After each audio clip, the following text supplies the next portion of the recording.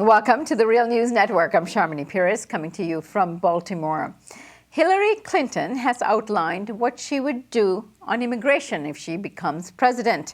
She claims that she would like to extend President Obama's deportation relief programs, also known as DACA and DAPA, and close private immigrant detention centers and introduce immigration reform legislation with a path to full and equal citizenship. However, despite her positive-sounding campaign speeches on immigration, Clinton has a track record of making controversial statements about undocumented immigrants. For example, in 2003, in an interview on WABC Radio's John Gambling show, Hillary Clinton said, and I quote, "I am, adamantly against illegal immigrants." Let's have a listen. We've got to do several things, and I am, adamantly against illegal immigrants. I made this exception basically on humanitarian grounds because of the individual stories, but certainly we've got to do more at our borders, and people have to stop employing illegal immigrants. Come up to Westchester, go to Suffolk and Nassau counties, stand in the street corners in Brooklyn or the Bronx. You're going to see loads of people waiting to get picked up to go do yard work and construction work and domestic work.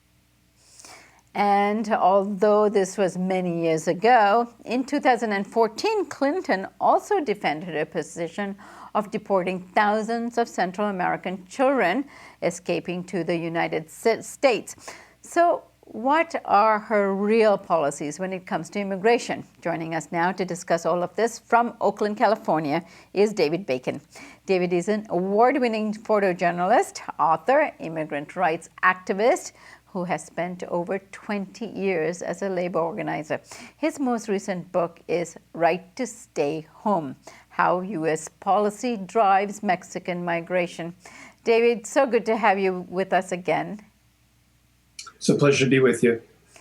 So, David, Hillary Clinton, at least over a period of time now in this campaign period, has come out and she projects an image of pro-immigrant sentiments, and she has added prominent dreamer activists to her campaign staff. What do you make of her track record when it comes to immigration? Well, that statement from 2003 really sounds more like something you would hear from the Republican candidates these days. I think Hillary Clinton's position on immigration has evolved from that statement in 2003. And what's most interesting, I think, are the ways in which she is trying to differentiate herself from the Obama administration and what the Obama administration has done. So while, as you say, she supports DACA and DAPA, the deferred deportation programs that the Obama administration is now defending at the Supreme Court, she has taken positions which are quite different. She says that she would end the detention of families and end family deportations and close private detention centers. Well, the Obama administration built two big privately run detention centers in Texas, specifically to hold women and children fleeing from Central America in the wave of migration we've seen in the last 2 years. So saying that she would close them is, I think, it's something that immigrant rights activists certainly greet and think is a very positive statement. And it's also something that's quite different from what the Obama administration is doing. In fact, the Obama administration has just recently announced that they are going to begin deportations of some of those people who have applied for asylum and been denied, sending them back essentially to the conditions that they've been fleeing in Central America. The other place where she's been different or tried to outline her differences is by saying that undocumented people should qualify for health care under the Obama administration's affordable health care legislation. Undocumented people were very specifically written out of that legislation. And so to say that they should be included is, again, a positive step that would be greeted and is being greeted by immigrant rights activists, and a place where her administration presumably would do something different. What's really, I think, more of a concern is what she doesn't say than what she does say. She says, for instance, that she would support comprehensive immigration reform. Well, that could be very problematic because the comprehensive immigration reform bills that were actually debated in Congress over the last several years have some very, very negative parts to them that, in a sense, she's effectively speaking endorsing.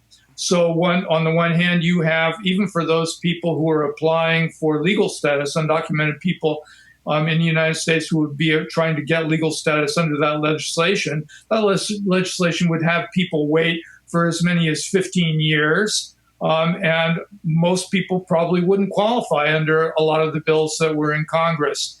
At the same time, those bills beef up immigration enforcement in the workplace, the notorious employer sanctions, which basically require employers to fire people if they don't have legal status, more enforcement on the border. And I think what's also a source of concern is the fact that this legislation would increase greatly the kind of guest worker programs that have been the sources of enormous abuse of undocumented people and essentially, or of workers coming to the United States as part of these programs, rather, and which are also sort of treat migration to the United States as being a source of low-wage labor for employers. This is the part of these bills that employers love. In fact, this is why employers began writing these bills some years ago. So that is one area of concern, is her position on comprehensive immigration reform. But there are some other aspects of what she's not saying that are of equal concern. For instance, Hillary Clinton is not willing to talk about the roots of migration. Why are people coming to the United States in such large numbers from Mexico, from Central America?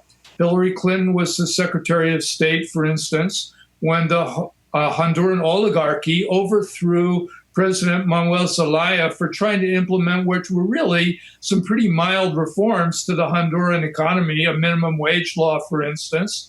And as Secretary of State, the Obama administration essentially kind of made a very weak criticism of the coup, and then within very short order, then recognized the coup government that took power afterwards.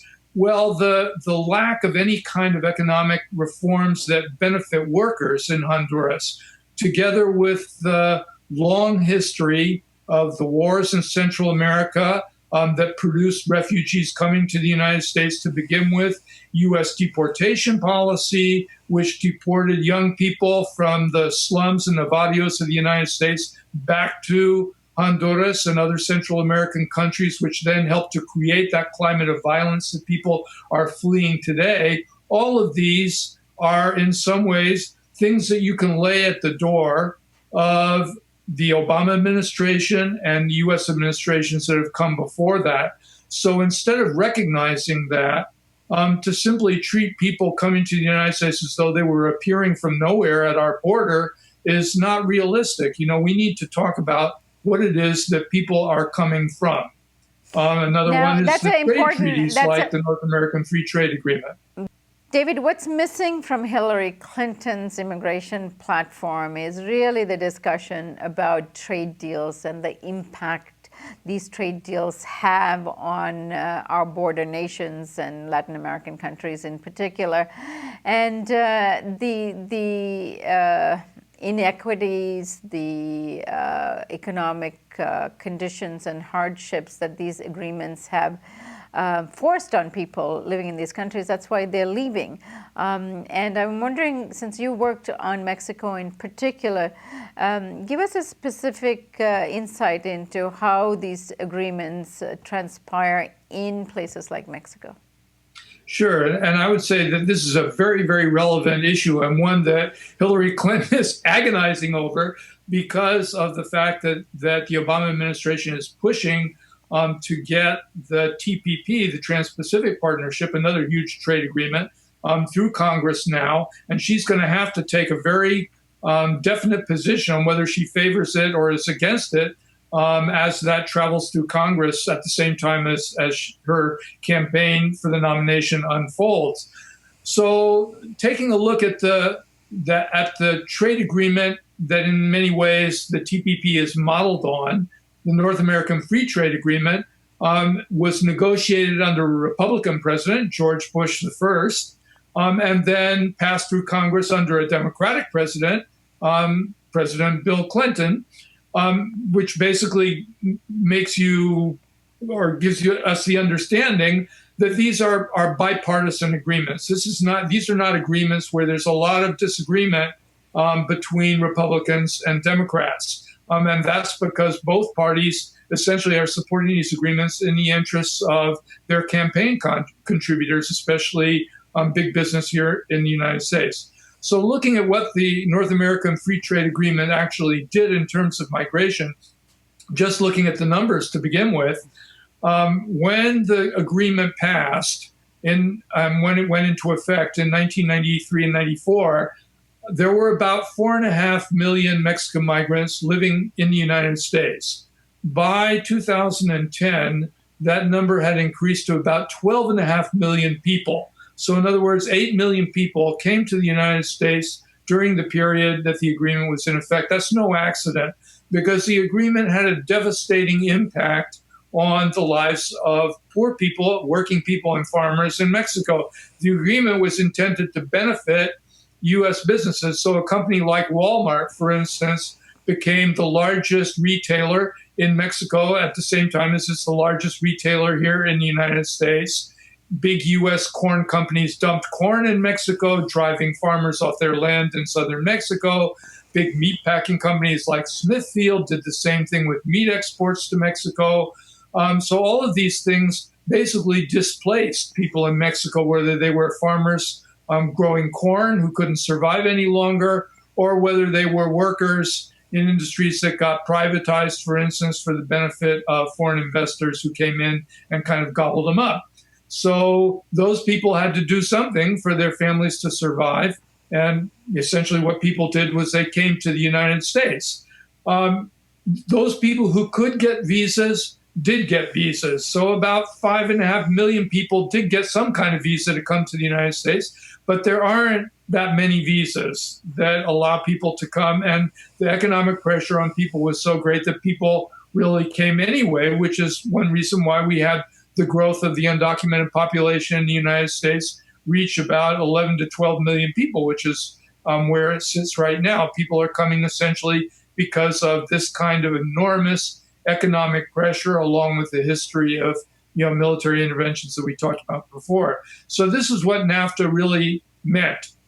And here we are now negotiating a treaty that includes Mexico, it includes Canada, who were the signatories to the NAFTA agreement, and also includes a number of countries around the Pacific Rim who are already feeling the impact of the global economy. In other words, the displacement of people, kind of throwing people out into the world as migrant workers. So we can anticipate that a country like Vietnam, for instance, which last year sent about 100,000 people out into the world as contract laborers in everywhere from Saudi Arabia to other countries in Latin America, are going to feel the impact of the TPP in the same way.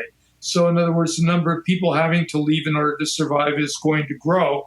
So what sense, essentially, does it make, really, to talk about increasing enforcement of U.S. immigration laws and U.S. immigration policies, for instance, on the border?